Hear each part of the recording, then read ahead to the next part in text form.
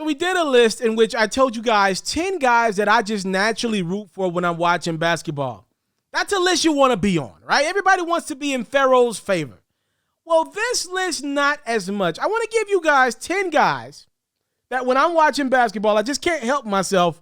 I'm rooting for them not to make the next shot. I want them to turn the basketball over. I want their teams to lose more times than not, man. I'm sorry, I'm sorry.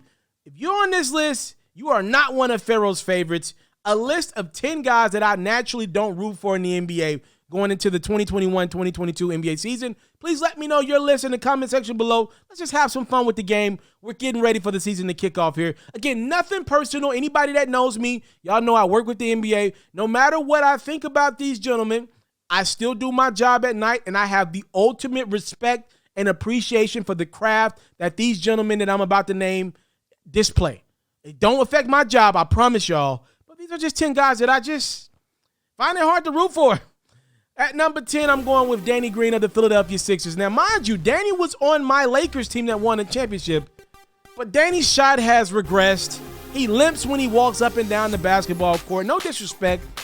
And, Danny, I'm not really a big fan of the NBA athletes that's got podcasts. I'm sorry, y'all. I'm sorry that I got to put it out there in the atmosphere. I'm not a big fan of that. I'm not really into that. And, shout out to Danny Green, but he just seems to be a very talkative guy, man. All due respect to him, I'm not really into that, man. The guys that do podcasts in the middle of the season, it rubs me the wrong way. Like, you're making all these millions of dollars. Can you at least not do this during season? Like, come on, bro. He's not one of my favorites, y'all. Number 9, Kawhi Leonard. One of the best players in the world. Kawhi for me.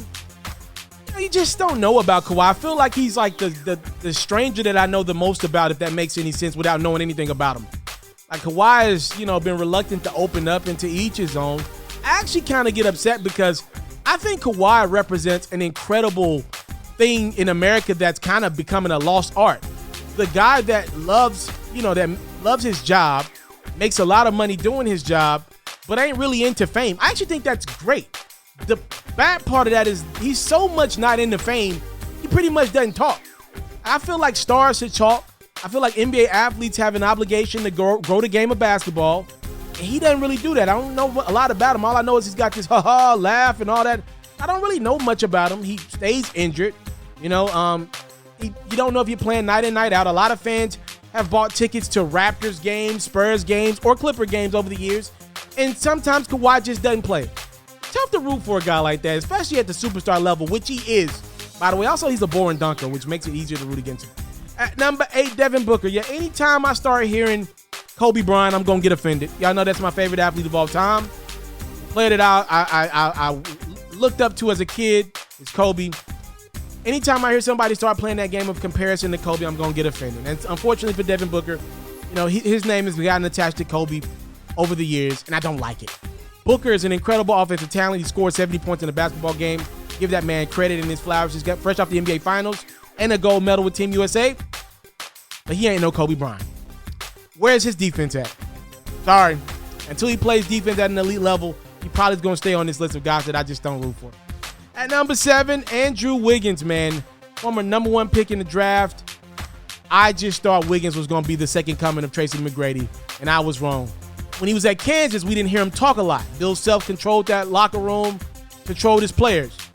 If I would have known this was Wiggins' personality, I would have never rooted for this guy. Never. Cocky, arrogant, no disrespect to the guy, but not my cup of tea. Doesn't represent what I represent. Take your vaccine, man. Sheesh. At number 6, Paul George. And now this is kind of personal just because Paul George was a guy that could have joined my Los Angeles Lakers, and boy, would we have been good if my Lakers were able to get Paul George and still acquire Anthony Davis. PG didn't even give my Lakers a phone call. He didn't even let us have a meeting with him. He shunned LeBron and the Lakers and ended up staying with Oklahoma City, which was an awful move. He's an incredible talent, one of the best small forwards of the last decade. I just don't know if he's got a mind for his own, and that bothers me. I want people to be their own man.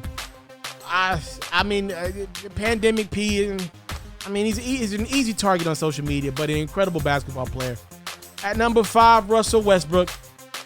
Brody, one of the best ever at the triple-double, the best ever at the triple-double, one of the best ever from an athletic standpoint in any sport.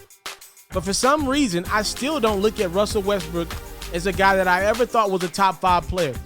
And what bothers me with Russell Westbrook, why I've rooted against him in the past, which I don't know what I'm going to do this year because he's on my Lakers squad. In the past, it's bothered me because as talented he is, everybody with eyes that understand the game of basketball understands that the only thing Brody hadn't had with, ironically, some of the best athleticism ever is the mental. It went from neck on down. He ain't got it mentally, and that's frustrating as a fan.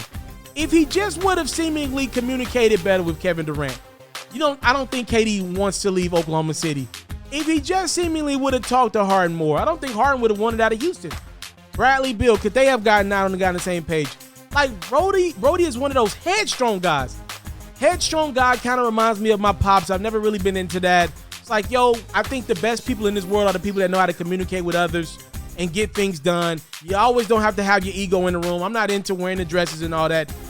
That's why I've rooted against Westbrook. I want me to be real with you guys. We'll see what I do this year with my Lakers. At number 4, I want to keep it in the UCLA family. Kevin Love. What in the hell is he doing? He's made it easily to root against him. I didn't like that game against the Raptors last year when he clearly just threw the ball away. I thought that was disrespectful to the game of basketball. The Cavaliers paid this man a lot of money in the post-LeBron era to be a guy that could be a leader in the locker room, be a hard worker, show guys the ropes. You got some important young pieces in Cleveland there, Colin Sexton and Darius Garland, and now you got Evan Mobley. And what kind of leaders is Kevin Love going to be to these guys? Like, look at what he's showing. He's been pouting the last few years. He quit on Cleveland. He quit on Team USA. All I've seen him do is quit, and I'm not going to root for that. You're making a lot of money. Play basketball, bro. At number 3, James Harden. Look, I don't have anything personally against Harden. One of my closest friends is a James Harden fan. James Harden is a guy that, though, I have to admit to you guys, when he played in Houston for sure, it was tough to watch him play basketball. It was cringeworthy at times. I'm not into the dribble, shoot. To me, it makes you guys not want to play defense. It's frustrating. You see a guy 3 for 25 from the field, and he continues to chunk like you're not Kobe, bro. Like, Kobe knew number 4 was going in. I don't even know if James Harden believes number 4 is going in. He just continues to shoot. That's frustrating as a fan to me.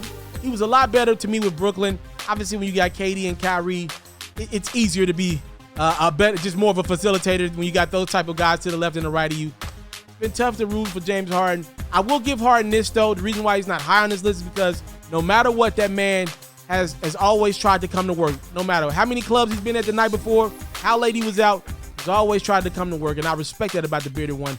But it's been tough to root for him over the last few years. I got to be honest. At number 2, yeah, man, Ben Simmons. How about him, man? Ben Simmons, an incredible young talent. Let's call a spade a spade. If this man could develop a jump shot, he would be a first ballot Hall of Famer. No ifs, ands, or buts about it. I once compared this man alongside his teammate Joel Embiid to Magic Johnson and Kareem Abdul-Jabbar. I don't think I was wrong with my comparison, by the way. Look, Joel Embiid, if his body holds up, can beat Kareem.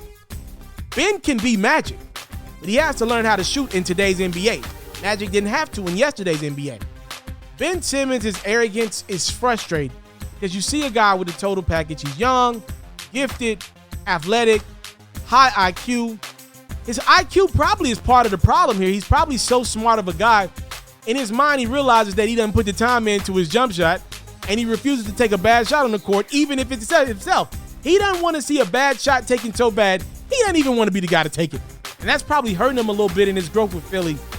That's tough to root for, man, to see a guy that gifted blame other people for his problems, blame Philly, want to trade out of Philly, whatever, when to me it seems like the guy that he should be blaming the most is the guy that he looks at in the mirror. At number 1, and it's not even close, this is the only athlete that I can legitimately tell you guys, I don't root for him in any game that he plays basketball since he's left Cleveland. I literally don't root for any game that he's in any game. None other than Kyrie Irving. I'm sorry, man. What y'all want me to say? Kyrie Irving, I think, has a good heart. I really believe that. But what comes with Kyrie Irving having a good heart, I believe, is a lot of hypocrisy. What was he trying to do in the bubble last year, a year or so ago? Felt like to me he was trying to end the NBA. He didn't want the guys to go to the bubble to play basketball, which didn't make any sense to me at all. The NBA has been great to Kyrie Irving. He's been injured half of his career, and he's one of the best brands in the NBA. He's one of the best talents, by the way, to get his man credit. He's got one of the best brands at Nike. But he seemingly is just unhappy with his life. Imagine having the gift that Kyrie Irving has, but you're unhappy with every partner that comes into your life. You don't really love the NBA. You say you're going to retire after your next contract, but you also wanted to try to end the NBA. You want to create your own league. You tell Nike that you don't like your shoes, the shoes that they create for you on social media, though you're one of the biggest brands at Nike. It just doesn't make sense to me with Kyrie Irving. Again, I think he's a young guy with a great heart that just doesn't make a lot of sense when he talks. That's what this comes down to. I just don't think he makes a lot of sense when he talks. I heard he's anti-vaccine, whatever. I'm sure it doesn't make any sense at all. The earth, whatever, flat, whatever. I'm not into all that stuff. I'm just not. You quit on your team. Kevin Durant was coming off of an injury last year. You quit on your team for a couple of weeks because of a riot at the Capitol. It was awful for America, don't get me wrong, but why would you not come to work? Like, who has the luxury to do that? I just don't relate to Kyrie Irving. I'm sorry, I've worked hard for my dollar throughout my life, and when I see somebody take what they got for granted, like, you make millions to play basketball. Like, I love the NBA. I think these guys are the most incredible athletes in the world, but it's still just basketball, bro. Like, you get paid millions of dollars to hoop, bro. Like, that's the core element of what you are. When I see guys try to become political speakers without the knowledge and the right people around them, I get confused. I don't understand it. I've never gotten Kyrie Irving the person. A lot of hypocrisies. I felt like he did LeBron wrong in Cleveland. You know, he says he's the first time he's ever had a clutch guy in KD. Whatever, man. The Brooklyn Nets got James Harden because Kyrie Irving is inconsistent as a person.